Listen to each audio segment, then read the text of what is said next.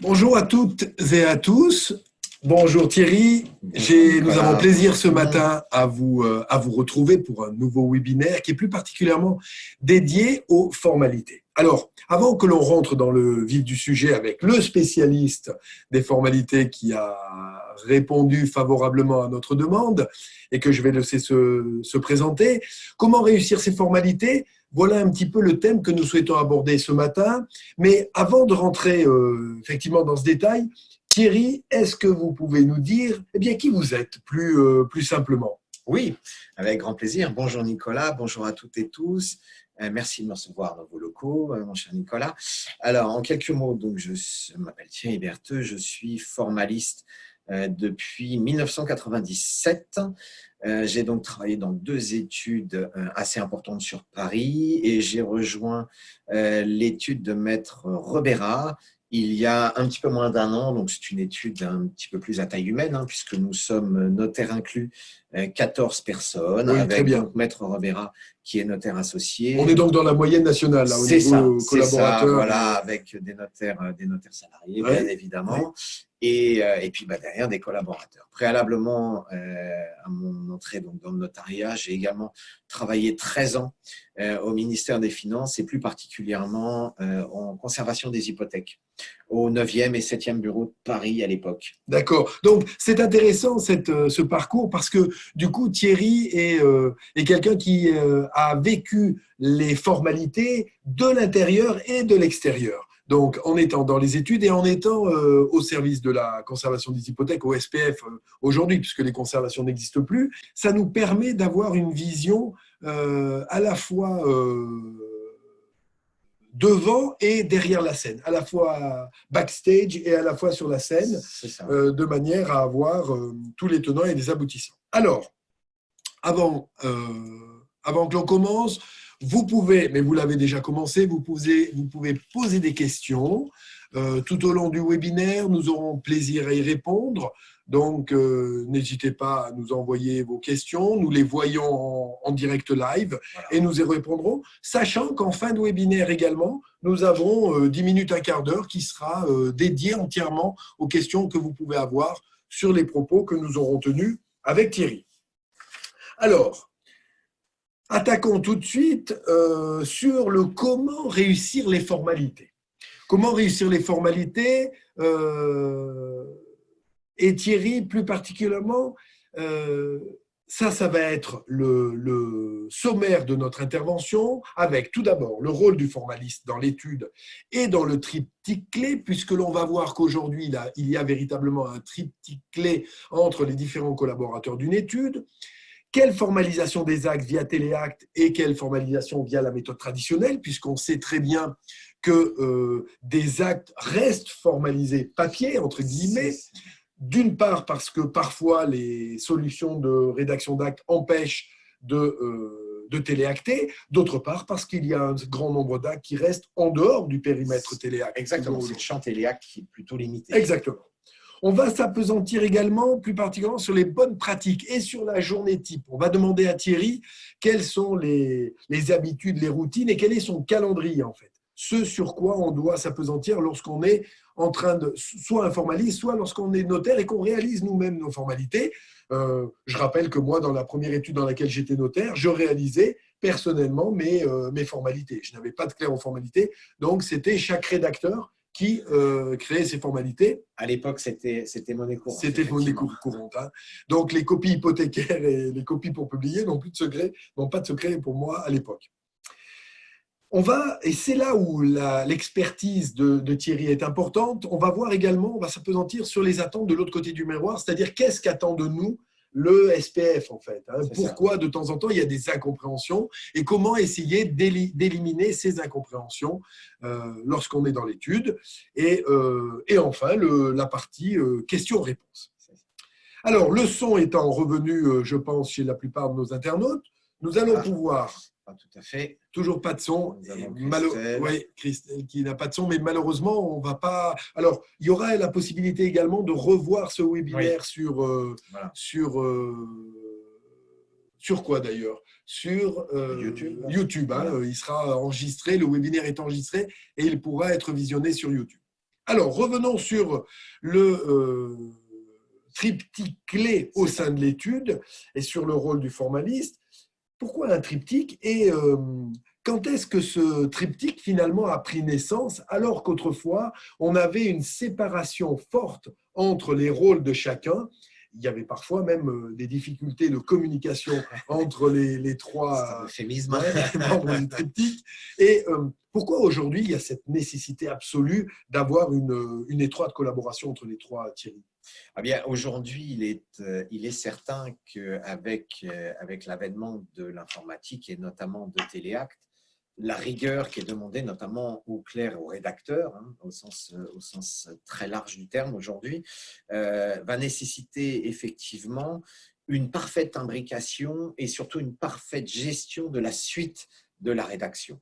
Et en cela, donc, le rédacteur va devoir respecter un schéma qui lui est donné par un cahier des charges, hein, avec des variables, avec des signés.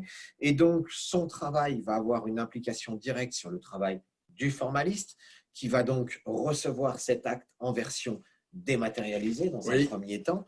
Et donc, si les informations n'ont pas été correctement saisies, bien évidemment, tout de suite, contrairement à la bonne vieille version papier où on tapait au kilomètre, là, la version va s'arrêter à un moment ou un autre dans le traitement.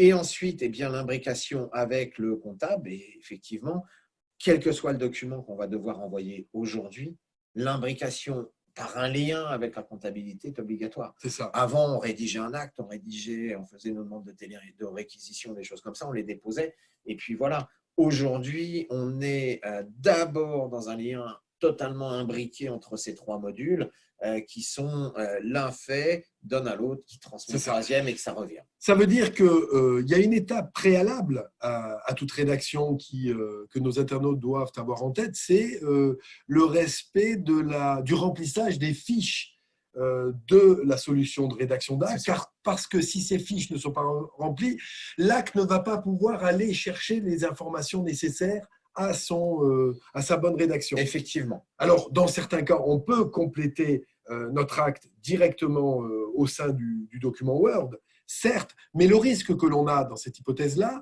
c'est qu'un certain nombre des informations soient saisies en dehors des champs qui vont être envoyés directement au SPF, puisque l'on rappelle que les données qui partent vers le SPF sont des données qui viennent de l'acte. C'est ça. Et de rien d'autre. C'est ça. Dans Signature, dans votre solution de rédaction d'acte, effectivement, le principe est que ce que nous avons sauvegardé, ce qui a été signé dans l'acte, donc soit électroniquement via la AE, soit imprimé, signé papier, c'est ce qui constitue la copie, ce qu'on appelle la copie pour publier, d'accord ? Et donc, c'est la donnée qui est adressée au service de publicité foncière et il est important que cette donnée soit parfaitement saisie, mais parfaitement structuré, puisque là, on tombe dans le domaine de l'intelligence informatique qui ne sait pas extraire comme l'œil humain et analyser comme l'œil humain. Un paragraphe, c'est une entrée, une sortie.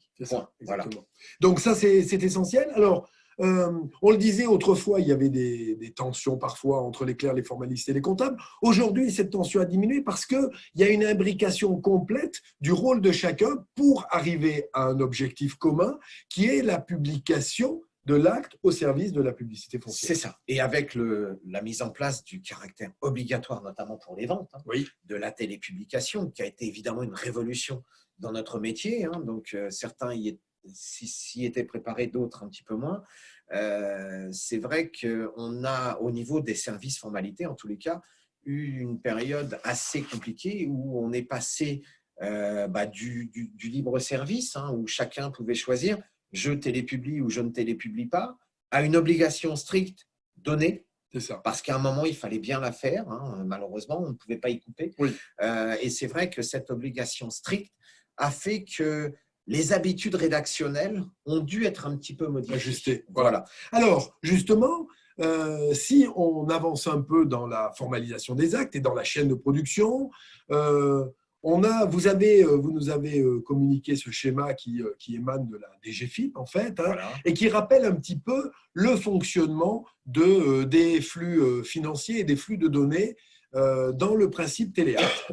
Alors, on va également revenir sur un certain nombre de vocabulaires qui doivent être familiers de nos internautes. Mais la première étape, comme on le voit sur le schéma, c'est le paiement. C'est-à-dire que sans paiement, il n'y a pas de publication de l'acte. S'il n'y a pas l'argent, il n'y aura pas de publication de l'acte. C'est ça.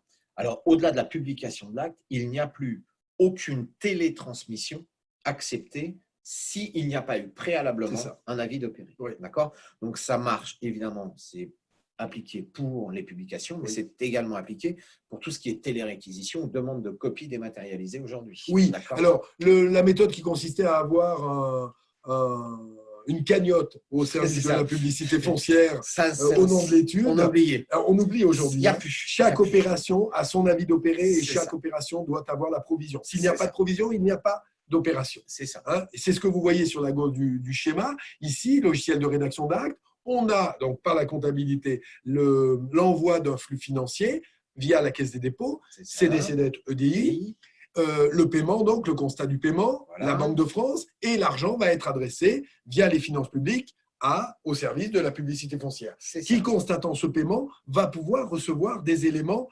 dématérialisés de flux, soit, comme le dit Thierry, un état hypothécaire, une demande d'état hypothécaire, soit un dépôt d'acte pour être publié. Voilà, pour être un petit peu plus complet aussi, au niveau des services de publicité foncière, n'oublions jamais qu'ils reçoivent l'argent avant la formalité auquel est lié l'avis d'opérer. C'est ça, en plus. Première difficulté pour eux. D'où l'importance aussi de ne pas émettre un avis d'opérer le lundi pour envoyer la pièce le vendredi. Oui, parce qu'ils ne vont pas savoir à quoi rattacher le paiement. Ça devient un peu plus compliqué. Si c'est une publication ou une inscription, le coût n'est pas fixe, ça va. Si c'est une téléréquisition à 12 €, il va falloir vraiment que tout ça soit parfaitement bien géré. Alors, normalement, les liens se font, donc tout ça est à peu près bien fait.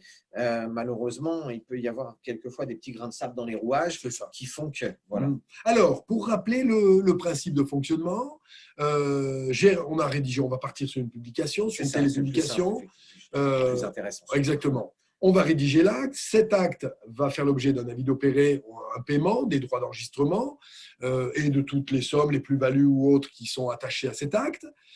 La CSI également. Et on va adresser via le serveur Planète, qui lui est un serveur de la profession notariale. Voilà, donc, géré par Réal. Géré par Réal et via le réseau que vous aurez. C'est soit le réseau Réal, soit un autre réseau que vous aurez choisi au sein de l'étude. À Paris, par exemple, c'est Navista qui s'occupe du réseau, des études. Et une fois ces données adressées sur Planète, elles vont basculer sur le serveur de la DGFiP pour aller s'implémenter dans le logiciel Fiji, qui lui est le logiciel du service de la publicité foncière. Voilà, qui regroupe aujourd'hui donc et la partie comptable et la partie gestion du fichier immobilier au sens strict du terme, puisque ces grandes fiches qu'on a notamment dans le stock de l'ANF, évidemment, aujourd'hui ne sont plus servies. Ces grandes fiches qui étaient de couleur bulle, de couleur rose, de couleur verte, etc. Ça, selon la nature des biens et le lieu des biens. Exactement, ont disparu et ont été remplacées par une dématérialisation complète. Donc, télétransmission de la formalité à publier, on est dans le sens études, service de la publicité foncière. Fiji, via le personnel fonctionnaire, donc, va traiter les différentes demandes et va renvoyer à l'étude également de manière dématérialisée la mention de publication, en fait, avec le coût définitif. C'est ça, c'est avec la facture et l'ensemble des formalités qui auront été opérées et traitées par le service de publicité foncière suite à l'envoi. Voilà. Alors, via Téléacte, on est très clair. Via la méthode traditionnelle, eh bien, un mot également, parce qu'on a encore des actes qui, hors périmètre, comme on le disait tout à l'heure, de Téléacte, doivent faire l'objet d'une publication traditionnelle, je dirais. Est-ce que vous pouvez nous en dire un mot, Alors, Thierry ? effectivement, ces actes qui sont hors du champ Téléacte, comme on dit, sont adressés en forme papier au service de publicité foncière qui est concerné. Préalablement, comme vous l'avez précisé tout à l'heure, Nicolas, ne jamais oublier de renvoyer l'avis d'opérer avant. On envoie d'abord l'avis d'opérer et ensuite on joint une impression de l'avis d'opérer dans le pli postal qui est déposé au service de publicité foncière, pardon de ce lapsus, qui va donc recevoir là un acte qu'elle va pouvoir gérer de A à Z. Puisque là, c'est une impression de l'acte rédigé et signé, notamment dans signature, hein, donc de ce qu'on appelle l'acte Word. Oui. D'accord. Là, on n'a pas le choix puisque le sous-produit est constitué à partir de cet acte. En matière de téléacte, à l'inverse, évidemment, là, c'est une extraction des données. Oui. Donc, c'est extrait du LRA, c'est transmis à Planète, puis au serveur des GFIP, puis au service de publicité foncière qui fait une petite moulinette inversée pour simplifier la chose, qui est je récupère les données dématérialisées et je reconstitue un acte. C'est ça. Si les balises d'entrée donc du LRA n'ont pas été correctement respectées, bien évidemment, la reconstitution des informations à l'arrivée peut être perturbée et engendrer, on en parlera tout à l'heure, un certain nombre de sanctions de la part de l'administration fiscale qui ne peut pas reprendre l'intégralité. Dans la méthode traditionnelle, évidemment, qui était la plus simple pour nous, hein, oui, au niveau rédactionnel, on mettait à peu près là où on voulait les informations et les informations étaient lues par l'œil humain avec un traitement évidemment un petit peu plus long. Oui. Mais en tous les cas, alors le LRA, pardon de cette abréviation, c'est le logiciel de rédaction des actes. Voilà, ça, pardon. Oui. Alors, que faire une fois que l'acte est signé ? Alors, une fois que l'acte a été signé… Dans le logiciel de rédaction d'acte, donc, pour répondre à notre internaute. Voilà. Alors, une fois que l'acte a été signé donc, dans le logiciel, eh bien, on va constituer les produits, ce qu'on appelle donc les sous-produits nécessaires à la publication. Alors, qui peuvent être uniques dans certains cas, qui peuvent être multiples dans d'autres. Hein. Effectivement, si on a par exemple un prêt reçu dans la vente et puis une déclaration de plus-value, on va avoir 3 sous-produits à constituer. Si à l'inverse, nous n'avons qu'une vente sans déclaration de plus-value, nous n'en aurons qu'un. Une fois que cette constitution a été faite et vérifiée, validée, la demande est adressée à un notaire qui va signer donc, ce qu'on appelle la copie authentique dématérialisée. Qui est donc l'extraction dont je parlais tout à l'heure, hein, des informations saisies. Depuis l'acte. Voilà, toujours depuis l'acte. Oui, ça, c'est important puisque… N'oubliez pas que c'est ce qu'on veut envoyer au SPF, au service de la publicité foncière, ce sont les données qui ont été signées par le client et rien d'autre. Ces données ne peuvent pas, ne doivent pas venir des fichiers informatiques du logiciel. Elles ne peuvent venir que de l'acte. Ça, c'est important et vous devez vérifier en permanence que ces données sont bien celles de l'acte. Voilà. Et ces données de l'acte donc, ont été initialement constitué, hein, et ne surtout jamais l'oublier, à partir de, en tous les cas dans signature, à partir des fiches clients et des données de la fiche immeuble. D'accord ? Et ça, c'est essentiel. D'où l'importance, préalablement à la signature, de bien vérifier qu'il y a concordance entre les informations des fiches clients, des fiches immeubles et de l'acte. Et oui. D'accord ? Et oui. Et contrairement donc à la méthode traditionnelle qu'on appelle la méthode papier, où là, évidemment, on s'apercevait 3 minutes avant le rendez-vous qu'il manquait quelque chose, on l'ajoutait, on imprimait, c'était sauvé. C'est ça. Là, la chose est un petit peu plus compliquée et complexe puisque on a d'abord une constitution à partir des fiches et donc évidemment, la reprise de l'information, si elle n'a pas été parfaitement schématisée, et évidemment, on peut avoir un souci au niveau de l'extraction des données. Exactement. Voilà. Alors, que faire une fois l'acte signé, donc? C'est là-dessus qu'on était? On en est donc à la constitution des sous-produits, signature de ces sous-produits. C'est ça. Après la signature, le logiciel va donc adresser la demande d'avis d'opérer pour le ou les sommes, là où les sommes à verser en fonction de la publication, des inscriptions ou de la plus-value. Ça, c'est via le logiciel de comptabilité. Alors ça, voilà, c'est un lien qui existe entre le logiciel de rédaction des actes et le logiciel de comptabilité. Exactement. On revient à notre triptyque de tout à l'heure, hein, d'accord ? L'imbrication du rédacteur formalité dans la constitution même de l'acte et dans la rédaction même de cette matrice Word, comme on l'appelle, et puis ensuite l'imbrication des formalités et de la comptabilité avec cette transmission automatique où là, évidemment, là encore, préalablement avec les dépôts papier, on descendait les dépôts généralement, on les emmenait à la comptabilité qui faisait les mouvements et puis on avait le chèque et puis on avait fait le chèque et puis tout ça partait. Aujourd'hui, tout ça est entièrement automatisé. Alors, justement, on va venir à la dernière question qui est que faire lorsqu'on a un rejet, un refus, mais il y a de ce fait une étape indispensable qui, quand on l'évoque, paraît un petit peu désuète aujourd'hui, qui est le collationnement.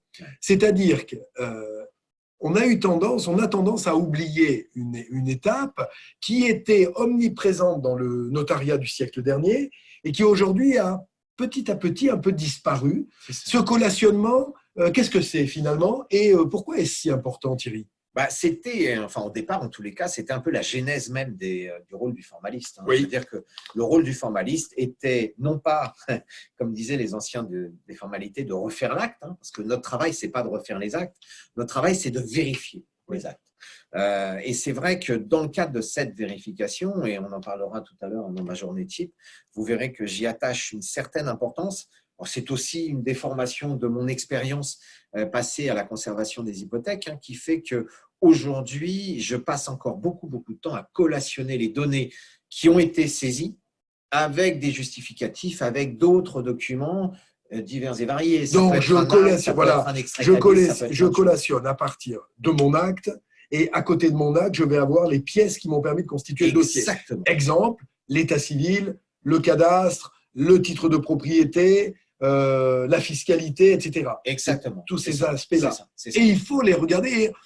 Aujourd'hui, on a des moyens électroniques et digitaux de comparer un petit peu les données et de temps en temps, on a le logiciel qui va nous dire vous avez une distorsion entre ce que vous avez dans la fiche du client et ce que vous avez dans votre acte. Mais malgré tout, il y a une intervention humaine. Bien sûr. Il faut qu'il y ait une intervention humaine. N'oublions pas que quel que soit le logiciel de rédaction des actes utilisé, ça reste un outil. D'accord ? Le stylo a disparu, c'est le clavier qui a pris sa place, mais ça reste un outil. Ce n'est pas à la machine de réfléchir à notre place, ce n'est pas à la machine de savoir à notre place. Notre savoir, c'est notre compétence. La machine n'a pas de compétence. Voilà. D'accord ? Okay. Et ne l'oublions pas. Surtout, ne l'oublions pas. Tout à fait. Donc, que faire du coup quand on a un rejet ou un refus ? Alors, que faire? D'abord le regretter, parce que c'est souvent la première des étapes. Ensuite, comprendre pourquoi. Voilà. Comprendre pourquoi. Analyser ce refus ou ce rejet. D'accord? La source, la cause, qui peuvent être très simples. Ça peut être une simple discordance dans l'état civil, auquel cas la régularisation est très rapide. C'est l'envoi par mail ou par fax d'un justificatif. Après, il peut y avoir des causes malheureusement un petit peu plus profondes. Et là, on entame une période un peu plus chronophage pour l'étude, qui a donc un coût certain. Au-delà du coût d'un acte rectificatif ou d'une attestation rectificative, c'est un coût humain parce qu'il faut refaire une nouvelle analyse. On a souvent aussi, et c'est aussi le propre de l'espèce humaine, c'est d'avoir un petit peu oublié ce qu'on a déjà pratiqué, ce qu'on a déjà fait. Donc, il faut remettre le nez et les doigts dans le dossier. Et ce n'est pas toujours si évident que ça. Non. Et là encore, on revient au triptyque de tout à l'heure entre les formalités et le rédacteur dans lequel va venir s'imbriquer le notaire. Puisque très souvent, malheureusement, en matière de refus notamment, l'intervention du notaire demeure quasi essentielle, au-delà même d'une signature d'un acte. Oui, c'est ça. Voilà. Et c'est important, ce qu'on est en train d'évoquer là à propos du rejet-refus, sur le coût, puisque on a chiffré à peu près à 400 €, ce que je disais tout à l'heure en préparant notre webinaire avec Thierry, un rejet ou un refus. Alors, pourquoi 400 €? Tout simplement parce que, comme le disait très bien Thierry, tous les maillons de la chaîne de production, tout le triptyque plus le notaire vont devoir réintervenir sur ce rejet-refus. Donc, le coût horaire de chacun, il est chiffrable. Et lorsque vous avez des opérations qui rapportent des petits actes, qui rapportent 500, 600, 700 €, et que vous avez un refus ou un rejet sur cet acte, imaginez l'effondrement du gain de cet acte, puisque tous les efforts que l'on a fait pour constituer notre dossier et signer notre acte sont anéantis par une simple erreur d'état civil et par le nouveau travail que va devoir faire le formaliste, le comptable, le rédacteur et le notaire pour régulariser cette opération. Donc, il est essentiel de limiter au maximum le nombre de rejets, qui est un critère de gestion de l'entreprise notariale très fort, sur lequel il faut avoir un regard très, très attentif. Oui, et je crois que le premier des outils pour limiter, je dis bien pour limiter le nombre des refus-rejets, parce qu'on n'arrivera jamais à un refus 0-0 dans les deux cas, c'est le prévisa. Et, et le collationnement. Bien sûr. Le prévisa et le collationnement. C'est ça. Je pense qu'aujourd'hui, ce sont les armes à utiliser.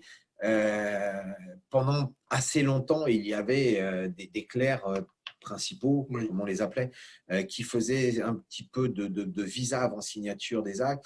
Et puis, tout ça est parti un petit peu à l'abandon au fil des années. Je pense que c'est dommage. Aujourd'hui, en tous les cas, moi, je sais que Maître Robérable l'a demandé et l'a mis en place dans notre étude. C'est vrai qu'on remet en place là, le prévisa parce qu'on s'aperçoit qu'il y a bon nombre de causes de rejet ou de refus qui peuvent être évitées, voilà, avec également la disparition d'actes rectificatifs nécessaires parce que lorsque le formaliste va viser un acte signé, il s'aperçoit qu'il manque un modificatif. En théorie, seul moyen de compléter légal, c'est l'acte rectificatif. Quelque chose d'excessivement chronophage et qui coûte un petit peu d'argent. Oui, alors Thierry, si l'on avance un petit peu, revenons sur les bonnes pratiques et sur la journée type. Oui. De quoi doit-elle être constituée, cette journée type d'un formaliste? Alors, ma journée type à moi, on commence par un café, hein, c'est logique. Après ce café, je vais faire un petit pointage et un petit peu de visa de répertoire des actes signés la veille. D'accord. C'est-à-dire que je vais regarder si déjà tous mes actes sont visés. D'accord. Oui. Et puis, pour les actes signés la veille, je vais constituer leur fiche répertoire. Hein, oui.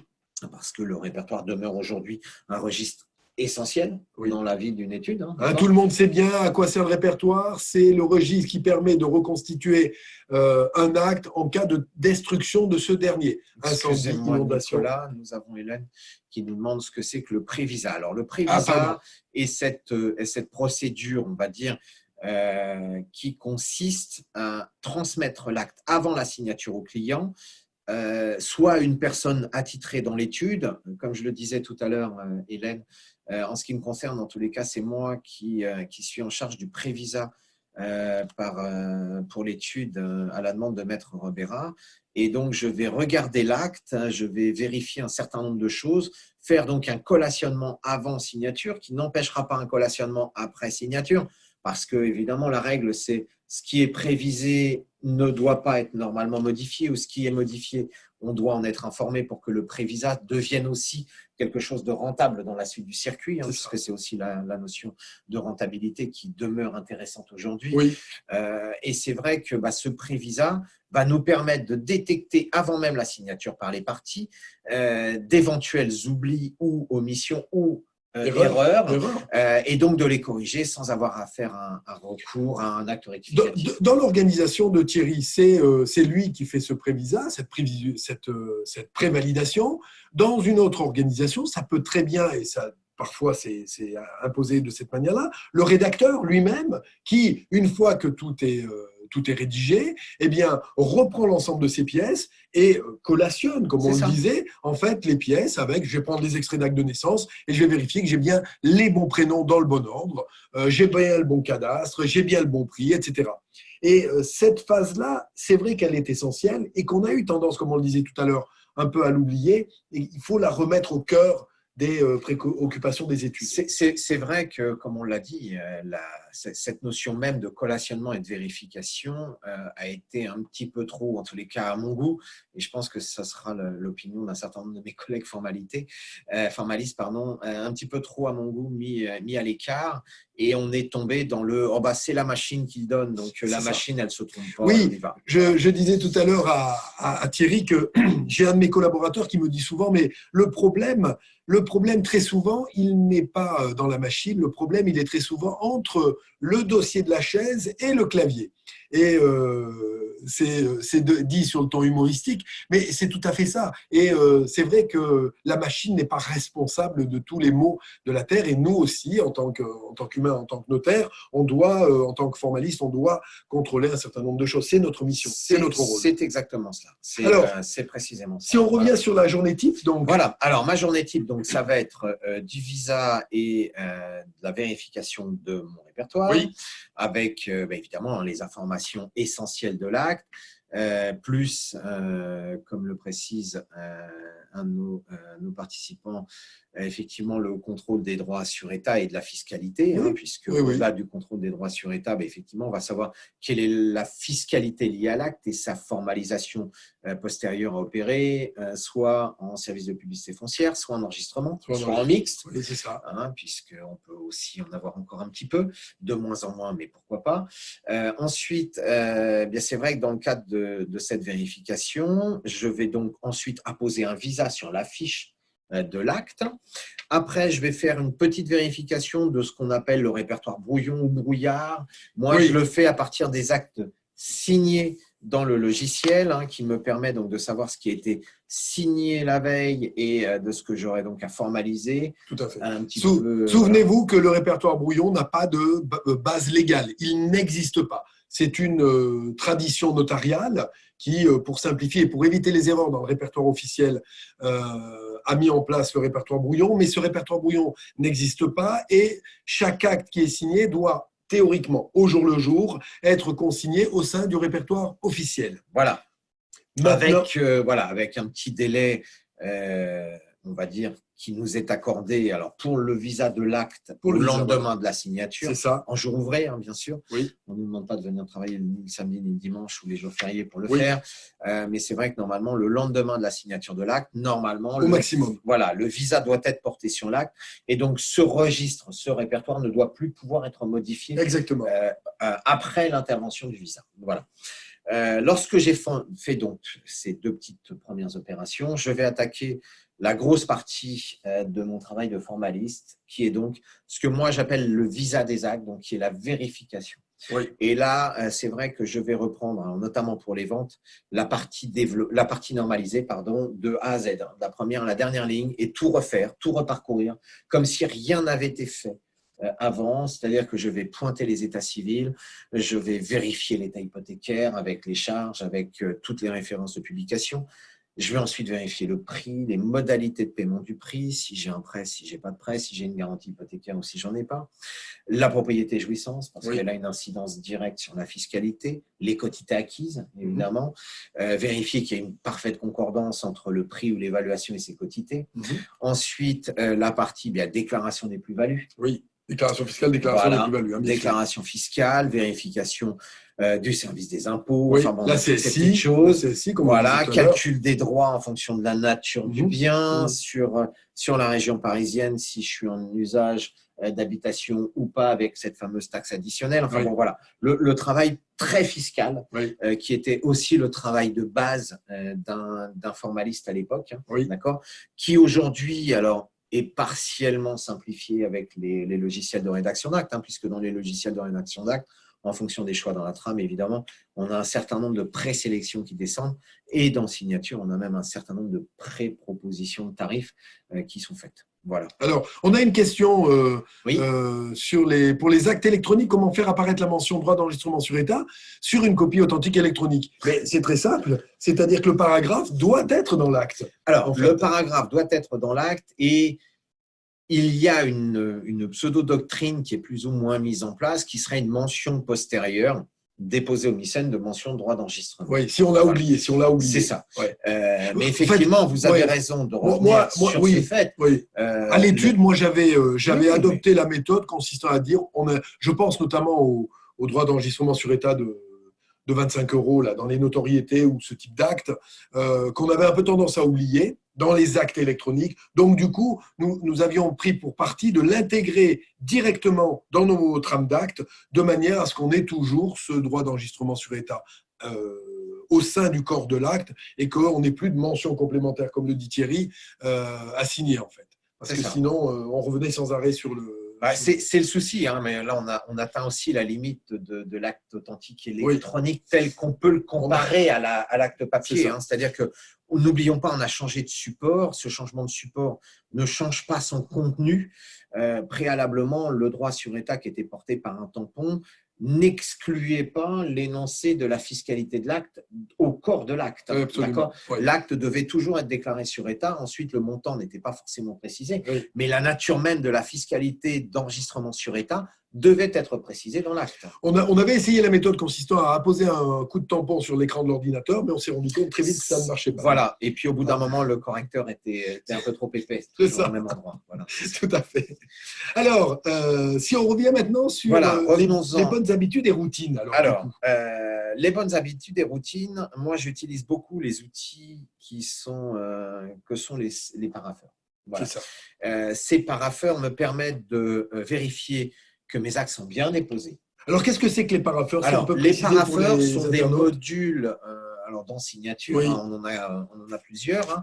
On va avoir par exemple le module, le parapheur des dépôts des envois électroniques, donc des dépôts d'actes, qui va nous permettre donc de savoir ce qui est en attente de signature par le notaire, donc les copies authentiques dématérialisées oui. en attente, oui. les actes dont les dépôts sont préparés mais pas encore payés, oui. les actes qui ont un avis d'opérer lié et les actes qu'on peut envoyer. Grâce aux petits boutons, aux filtres qui sont mis en place depuis quelque temps, et Dieu sait qu'on en a beaucoup parlé lors de nos ateliers préalables, c'est vrai que ces petits outils vont permettre de contrôler beaucoup plus facilement et plus rapidement et plus efficacement. Et donc, je ne saurais trop inviter chacune et chacun des personnes qui nous regardent et nous écoutent aujourd'hui de paramétrer vraiment le plus précisément possible ces parapheurs pour gagner énormément de temps, mais surtout pour fiabiliser le traitement de ces vérifications, parce que c'est vrai que lorsque vous arrivez dans un parapheur où vous avez 150 ou 200 éléments, c'est excessivement perturbant, mais surtout très très glissant de pouvoir en oublier au milieu d'une liste. Okay. La réflexion des filtres va permettre justement d'appliquer un filtre très rapidement, de savoir ce qui est déposé, ce qui est en attente, ce qui est en erreur. Tout à l'heure, on en parlait des refus-rejets. Oui. D'accord. Les actes, alors certains sont préprogrammés par le logiciel, mais rien ne vous empêche, et moi c'est ce que j'ai fait par exemple, j'ai systématiquement un petit filtre qui va me permettre de filtrer tous mes dépôts en attente ou tous mes dépôts non signés. D'accord. Et puis ainsi, je le sais sur des périodes données, je sais que nous avons X actes en attente ou X actes en refus malheureusement. Très bien. Alors, d'autres routines, Thierry? Oui, alors parmi les autres routines à ne jamais oublier, la surveillance des renouvellements d'inscription. Oui. Essentiel, n'oubliez jamais que la garantie… C'est de votre responsabilité.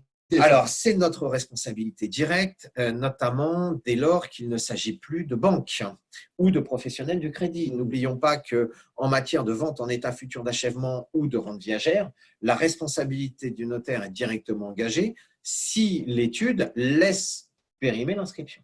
En matière de suivi pour les banques, l'envoi des pièces hypothécaires nous dispense, entre guillemets, de ce suivi. Les pratiques diffèrent d'une étude à l'autre. Oui. Certains confrères décident et ont décidé de maintenir la surveillance, d'autres non. Libre à eux. Oui. Voilà, libre à eux. Oui. Chacun fait comme il veut. Personnellement, c'est vrai que sur, on va dire, les grosses boutiques bancaires françaises, il y a rarement des soucis. C'est ça, il n'y a pas d'oubli. En matière de banques étrangères ou de banques un petit peu plus, on va dire, un peu moins fréquentes, voilà, je reste toujours excessivement prudent. Et donc, c'est une surveillance. Alors, je ne la fais pas tous les jours. Généralement, c'est une fois tous les trimestres à peu près. Je vais vérifier sur le trimestre qui vient les inscriptions. Après, je vais vérifier évidemment mes retours. Voilà, c'est ça. D'accord. La gestion des retours, la petite chose qui blesse toujours un peu, qui fait mal à peu près, à mon avis, tous les formalistes, en tous les cas, qui, moi, est un des éléments où je présente toujours le plus de retard parce que là encore, comme on n'a plus de sanctions, on n'a plus de délai, tout ça mis en plus avec l'augmentation chronique des retards dans les services de publicité foncière font que, effectivement, c'est un peu là où c'est un peu notre talon d'Achille. Au niveau alors que c'est essentiel puisque c'est aussi l'image que le client va percevoir du service proposé par l'étude qui est à quel moment je reçois mon titre de propriété publié avec le solde du compte. Alors, on disait tout à l'heure en préparant que le solde du compte, lui, peut être envoyé plus en amont, mais ça peut poser d'autres difficultés, puisqu'on n'a plus d'argent pour le compte du client au sein de l'étude. En tout cas, ce type de propriété, il y a eu toute une pratique dans certaines études qui consistait à dire « je conserve à l'étude le titre de propriété. Comme ça, je capte le client. Ouais. C'est ça ne marche plus aujourd'hui. Hein. Je pense qu'aujourd'hui, effectivement, ça ne fonctionnerait plus du tout. Je pense que les gens aujourd'hui ont envie de pouvoir changer de notaire s'ils en ont envie. Ça reste une liberté.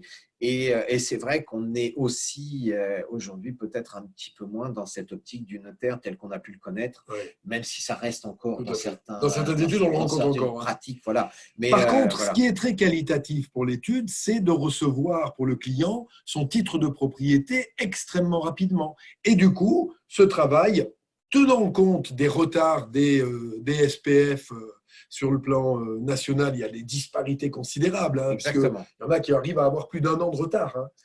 Il y en a même qui sont à 18 mois. Là, oui. Voilà, 18 mois de retard. Donc, il faut qu'on soit en mesure, au sein de l'étude, d'expliquer pourquoi on ne reçoit pas le titre rapidement et que ce titre soit envoyé à la suite de son retour dans la foulée. Exactement. Alors, surtout que, et là, je vais en profiter pour revenir sur une question. Oui.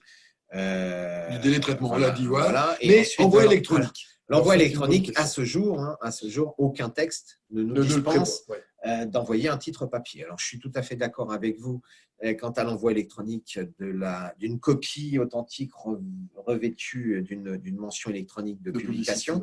Voilà, ce qui ne nous dispense pas pour autant, si le client le souhaite, de lui envoyer, et en tous les cas, ce qui ne nous dispense pas légalement, d'établir un titre. Oui.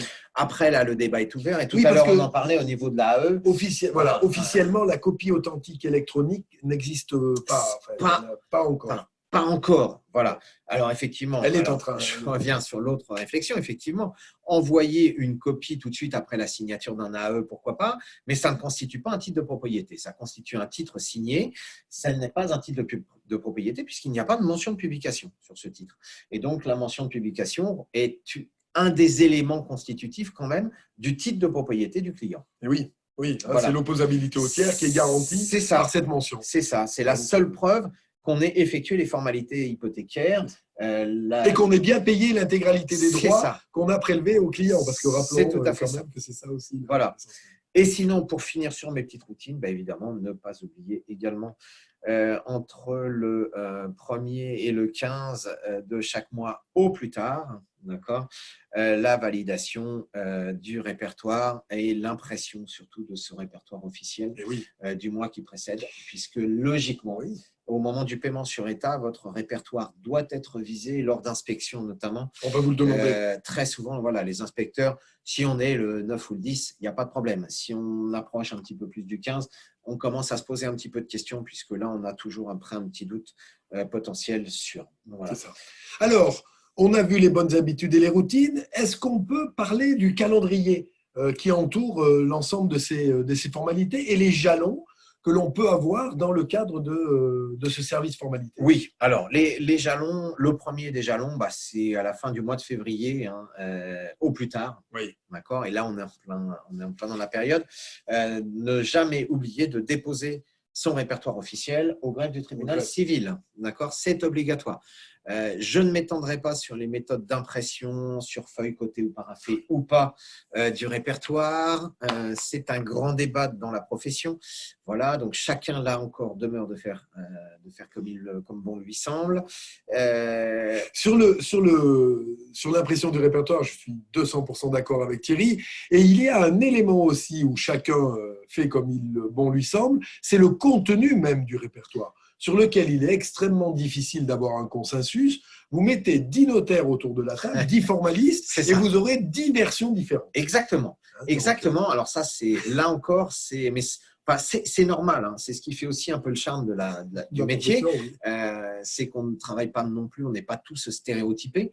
On critique le document hypothécaire normalisé justement parce qu'il est trop stéréotypé. Ne tombons pas nous-mêmes dans ce stéréotype, ce serait dommage.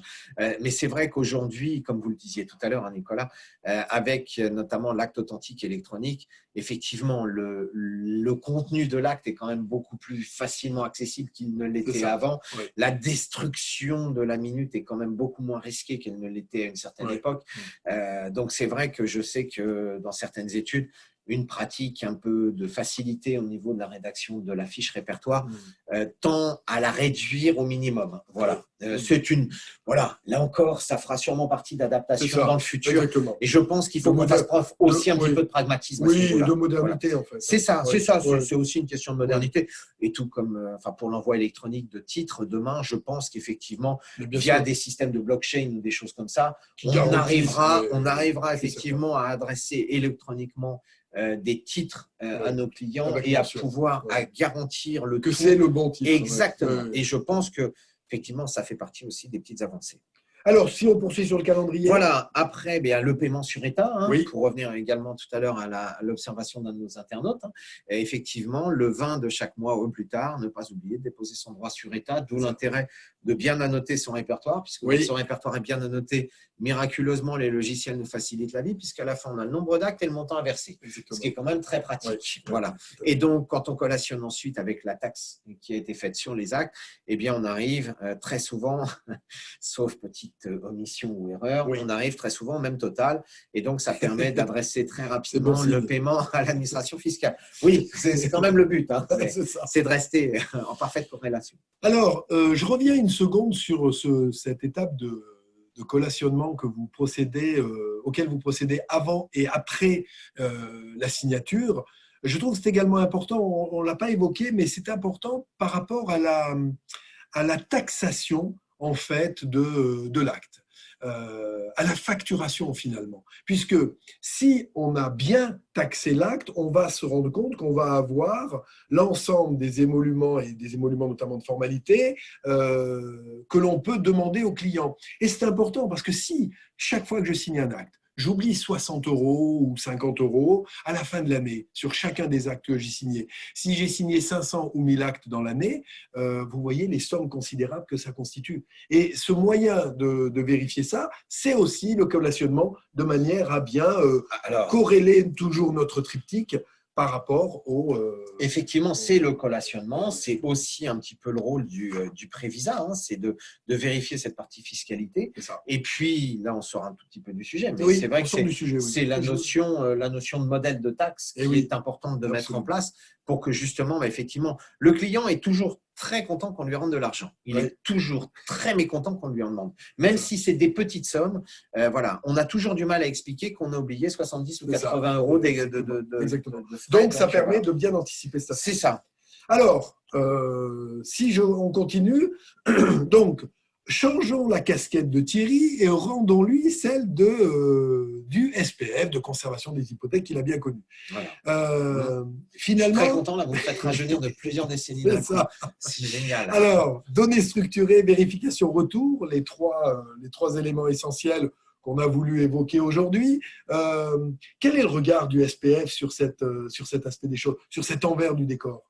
Alors, justement, j'en ai souvent parlé avec d'anciens collègues que j'ai encore, notamment sur Paris, parce que c'est vrai que pour nous, on envoie quelque chose et pour nous, il est évident que c'est ce qu'ils reçoivent.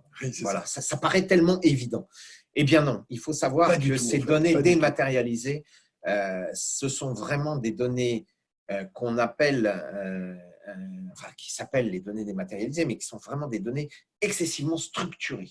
Et cette structuration de données, elle est faite par le logiciel à la base, qui est ensuite analysée par Fidji. Et donc, si erreur il y a à la source, erreur il y a à la destination. Et c'est pour eux catastrophique, parce qu'ils se retrouvent avec un imbroglio d'informations qui peuvent être excessivement perturbants. J'ai souvenir notamment d'un refus pour une discordance entre les données structurées que j'avais adressées et les données dématérialisées reçues, qui ont fait que le vendeur et l'acquéreur étaient mélangés. C'est ça. Et donc, on s'est retrouvé sans acquéreur dans l'acte. Et là, eh bien, c'est vrai que c'est excessivement perturbant pour eux. Alors, pour nous, c'est évident. On a la vente Dupont-Durand, on a Monsieur Dupont, on a Madame Durand. On en est presque à se dire, mais enfin, réfléchissez, le premier nom, c'est le vendeur, le deuxième nom, c'est l'acquéreur.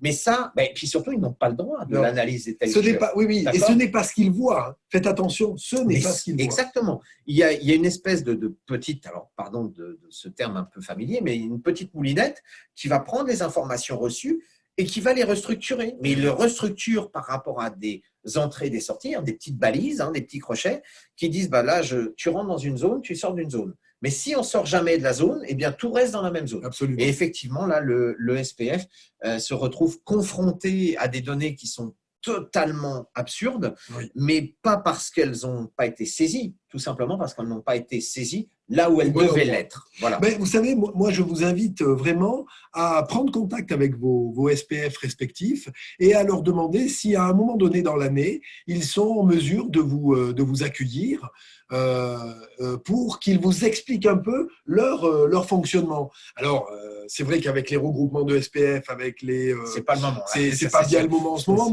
mais c'est intéressant. Et ils sont très, très demandeurs, ils sont très intéressés par… Moi, je le faisais régulièrement à l'étude. Je faisais 2 groupes de collaborateurs, je les envoyais au SPF qui expliquaient quelles étaient leurs contraintes.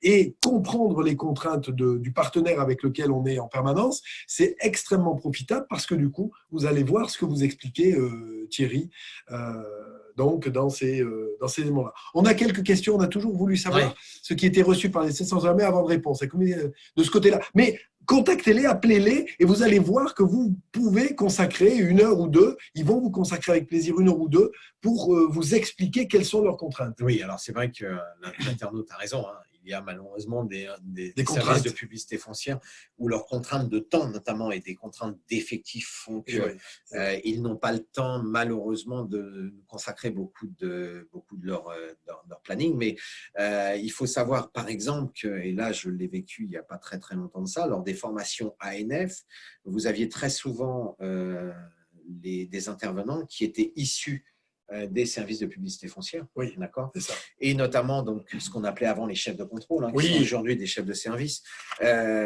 qui n'hésitaient pas à répondre effectivement aux différentes questions. Et évidemment, moi, mes questions ne ressemblaient pas forcément aux autres parce que cette vision-là, je l'ai encore. Et là encore, leur outil a changé. Mais la pratique même n'a pas tant évolué. C'est comme chez nous. Enfin, je veux dire, c'est comme dans le monde du notariat. On n'a plus les mêmes méthodes de saisie, mais on a les mêmes méthodes d'analyse. Oui. Eux, c'est pareil. Le fichier immobilier aujourd'hui n'est plus tenu sur des fiches, comme on l'a dit tout à l'heure. C'est tenu sur informatique, mais ça reste un fichier immobilier. Mais oui.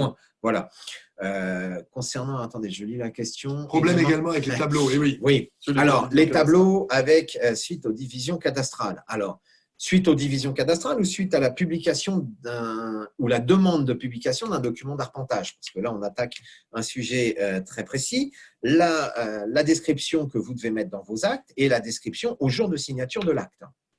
Si vous avez une information postérieure ou antérieure, eh bien, elle doit être prise en compte. Et si évidemment elle est postérieure à la signature de votre acte, mais que votre publication d'acte arrive après la publication soit d'un PV de cadastre, soit d'un DA, bah là, forcément, vous aurez un rejet. Ah oui, là, vous aurez forcément un rejet. Et donc, effectivement, il y a ce problème, alors qui existe avec la division cadastrale, mais qui peut exister avec plein d'autres événements. C'est pas la division des copropriétés, notamment les subdivisions de l'eau, par exemple, des choses comme ça. Voilà, le modificatif, effectivement, si vous publiez avant, tant mieux. Si vous ne publiez pas avant et que vous l'avez parlaté qui concerne soit la totalité, soit une partie de vos lots, bah c'est au revoir. Voilà, c'est sûr. Malheureusement. Mais là, on revient sur les refus-rejets. Moi, je me souviens d'un dossier qu'on a eu à l'étude dans lequel c'était un programme immobilier et que l'on avait, et on a pris un rejet sur un problème de division cadastrale au départ de l'opération. Eh bien, toutes les ventes qui sont arrivées derrière, toutes ont été mises en rejet. Et là, vous dites, oulala, la rentabilité de l'opération, elle est quand même relativement limitée. Voilà pourquoi il faut encore une fois être très vigilant sur ces aspects de manière à éviter cet inconvénient. D'où l'importance également et là, alors, on en vient à une facilité de l'outil informatique, notamment pour les programmes, qui sont les petits modules de programme de VEFA notamment, où le prévisa est absolument essentiel en ce qui concerne le début du programme. Par habitude, effectivement, on est très attentif au prévisa sur la matrice même de l'acte, mais également, et là je ne saurais vous inviter à faire différemment, décaler de quelques jours les envois. Ne faites pas d'envoi en groupe de 15 ou 20 actes d'entrée sur votre programme. Envoyez une ou deux ventes. N'hésitez pas, comme Nicolas vous l'a dit tout à l'heure, à contacter le service de publicité foncière et à voir avec lui si tout va bien. C'est vous aider, c'est les aider. Oui, c'est ça. Oui. Alors, je sais que dans certains services, c'est toujours excessivement compliqué de les joindre téléphoniquement. C'est vrai. Mais il y a un outil extraordinaire qui est le mail aussi. N'hésitez pas, ils ont à peu près tous la même déclinaison des mails. Je sais que certains ne lisent pas leurs mails, mais bon, voilà, ça permet aussi de pouvoir communiquer avec eux. Et puis, n'oublions pas qu'ils sont en supra-réduction d'effectifs. Là où ils étaient 10 avant, ils sont 3 maintenant. Alors, on a quasiment terminé notre webinaire. Donc, on a eu des questions tout au long de son déroulement. Ce qui est très clair pour nous, et c'est vraiment l'état d'esprit dans lequel on était pour vous donner ces informations, c'est on n'est pas là pour donner des leçons ou dire absolument… pas de méthode universelle. Non, pas de méthode universelle. Ayez bien conscience que les difficultés que vous rencontrez, on les a connues, nous. On les a connus, on les a rencontrés, on les rencontre encore pour Thierry. Et, non, parce que dans mon étude, il travaille pour Strabag. Ah bon, pardon, ouais, mais je la tête. Mais, du coup, on est confronté et on essaye au contraire de trouver des améliorations ou des solutions pour faciliter votre quotidien. Alors, vous savez que vous pouvez retrouver le replay de ce webinaire sur la chaîne YouTube Fiducial. Vous allez pouvoir reprendre les différents éléments. Si vous n'avez pas pu suivre le début pour des problèmes de son, vous allez pouvoir retrouver ce début en différé. N'hésitez pas également, si vous avez des questions, à nous adresser un petit mail. Soit via fiducial.fr/notariat, soit sur l'adresse donc contact.notaire@fiducial.fr. Nous aurons un grand plaisir à vous répondre. Et en attendant, puisque je n'ai plus d'autres questions qui arrivent, je voudrais à nouveau remercier vivement Thierry pour sa présence à mes côtés ce matin. J'ai un chat dans la gorge qui vient. C'est l'émotion. C'est l'émotion, c'est ça. C'est l'émotion du départ. Merci encore pour avoir pris ce temps avec nous. Merci à vous, Nicolas. C'est un vrai plaisir. Ça a été un vrai plaisir que de répondre aux questions de nos internautes qui, j'espère, auront trouvé les réponses qu'ils attendaient. Merci, à très bientôt pour de nouvelles aventures notariales, bien évidemment. Voilà, et merci à toutes et à toutes de nous avoir suivis en tous les cas. Merci. Au revoir. Au revoir.